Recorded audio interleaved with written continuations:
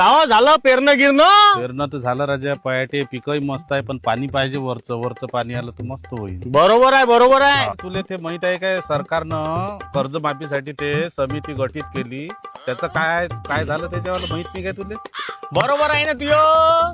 त्यानं स्थापित केली, पण कर्ज कसं देऊ हे नाही सांगितलं ना भाऊ. तिच्यातच तो घोडी अटकली आहे आपली. करतो तर म्हटलं त्या सहायचे न, पण केलं पाहिजे ना. केलं तर मग माना लागन त्याइले.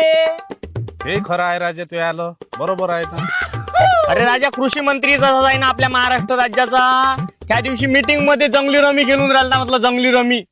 कृषी मंत्री होय ना, थोडीशी तर लाज वाटली पाहिजे त्याला अधिक माहित नाही आलू वरतं उगवते का खाली उगवते. तर असे लोक कृषी मंत्री आहे आपल्या महाराष्ट्रात. कशी कर्जमाफी देतो असे तर सांगून नाही राहिले भोसडीचे ते सरकार. पण म्हटलं 24 तारखेला बच्चू भाऊचा चक्का जाम आंदोलन आहे. म्हटलं ह्या चक्का जाम आंदोलन मध्ये आपल्याला सहभागी व्हायचं आहे. तोच आपलं जमन म्हटलं तर, नाही तर काही नाही. आपलं कोणी वाली नाही, विधवा बाईसारखं काम आहे आपलं. 100% राजा जाच लागते ना 24 तारखेला. मी तर येतोच. अरे बाबा, 288 पैकी एकटा आमदार मर्द निघाला बच्चू कडू नावाचा. नाही तर सगळे म्हटलं झोपा काढून आले टळटळ घरी.